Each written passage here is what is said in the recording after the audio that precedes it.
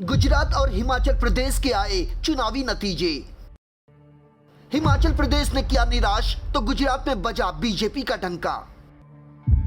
गुजरात में आम आदमी पार्टी को मिली 5 सीटें, हिमाचल में जमानत जब्त। देश में सबसे ज्यादा विधायकों वाली पार्टी बनी भारतीय जनता पार्टी, तो दूसरी सबसे ज्यादा विधायकों वाली पार्टी बनी कांग्रेस। बीजेपी का दावा, गुजरात की जीत से साल 2024 का रास्ता हुआ साफ।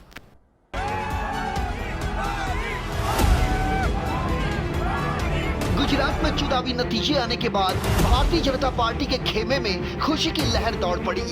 ये खुशी है जीत की, ये जश्न है चुनावी रणसंग्राम में मिली अपार सफलता का। ऐसी सफलता जिसने विरोधियों के चारों खाने चित्त कर दिए, ऐसी सफलता जिसने आत्मविश्वास से लबरेज आम आदमी पार्टी के संयोजक अरविंद केजरीवाल की गलतफहमी को दूर कर दिया। लेकिन हाँ, गुजरात के विधानसभा चुनाव ने आम आदमी पार्टी को राष्ट्रीय पार्टी जरूर बना दिया। ऐसा दावा स्वयं आम आदमी पार्टी के संयोजक और दिल्ली के मुख्यमंत्री अरविंद केजरीवाल कर रहे हैं। देशवासियों को बहुत बहुत बधाई। आपकी आम आदमी पार्टी आज राष्ट्रीय पार्टी बन गई है। आज गुजरात चुनाव के नतीजे आ रहे हैं, काफ़ी नतीजे आ चुके हैं, काफ़ी नतीजे अभी आ रहे हैं और गुजरात के लोगों ने आम आदमी पार्टी को राष्ट्रीय पार्टी बना दिया है। जितने वोट गुजरात में आम आदमी पार्टी को मिले हैं उनके हिसाब से कानूनन अब आम आदमी पार्टी राष्ट्रीय पार्टी बन गई है। ये बहुत बड़ी बात है। देश में बहुत कम चंद पार्टियां हैं जिनको राष्ट्रीय पार्टी का दर्जा है।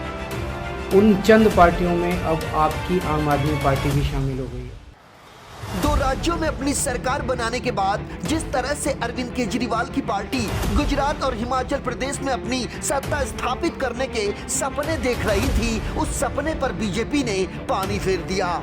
गुजरात में आम आदमी पार्टी के खाते में 5 सीटें आई हैं। गुजरात और हिमाचल प्रदेश के नतीजे सामने आने के बाद देश में बीजेपी और आम आदमी पार्टी के विधायकों की संख्या जहां बढ़ गई तो वहीं कांग्रेस पार्टी की संख्या घट गई। हालांकि देश में सबसे ज्यादा विधायकों के मामले में कांग्रेस अब भी दूसरे नंबर की पार्टी है।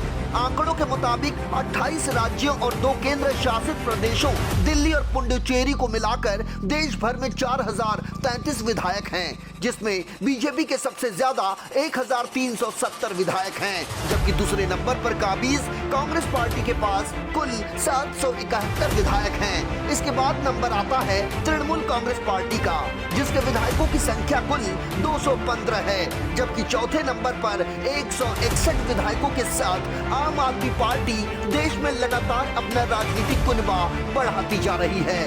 आपको ये भी बता दें कि देश के 11 राज्यों में भारतीय जनता पार्टी का अपना मुख्यमंत्री है, जिसमें अरुणाचल प्रदेश, असम, गोवा, गुजरात, हरियाणा, कर्नाटक, मध्य प्रदेश, मणिपुर, त्रिपुरा, उत्तराखंड और उत्तर प्रदेश जैसे राज्य शामिल हैं।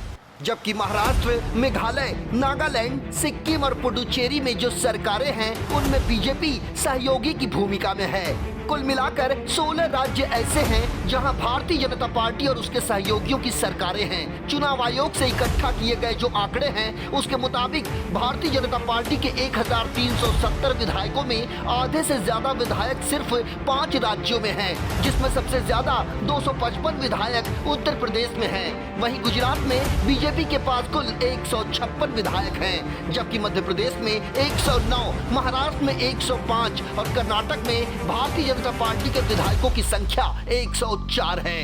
वैसे ये आंकड़े चुनावी नतीजों के बाद के हैं, चूंकि बाद में दूसरी पार्टियों के कई सारे विधायक टूटकर बीजेपी में शामिल हो गए, इसलिए उनकी संख्या इसमें शामिल नहीं है।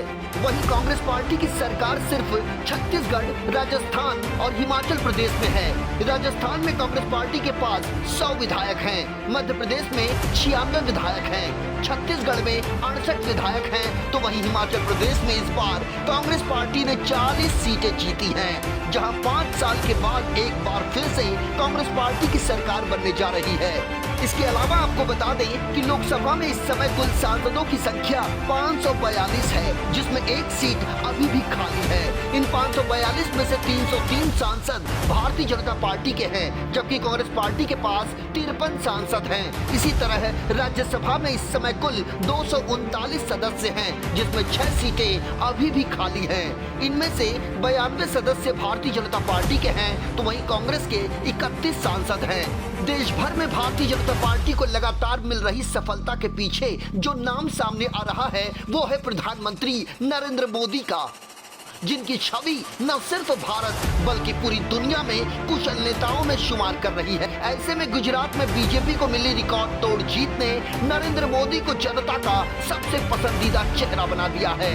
एक तरफ समूचा विपक्ष तो दूसरी तरफ भारतीय जनता पार्टी, लेकिन इसके बावजूद बीजेपी की जीत का कारवां प्रधानमंत्री नरेंद्र मोदी के नेतृत्व में आगे की तरफ बढ़ता ही जा रहा है। गुजरात की स्थापना से लेकर आज तक हुए सभी चुनाव के रिकॉर्ड इस बार बीजेपी ने तोड़ते हुए जिस प्रकार से अप्रत्याशित जीत हासिल की है, उसे बीजेपी अब साल 2024 में होने वाले लोकसभा चुनाव की संभावित सफलता का संकेत मान रही है।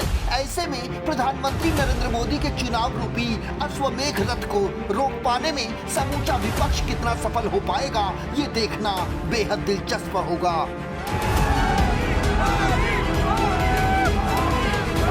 संजय मिश्रा, इन 24 न्यूज, मुंबई।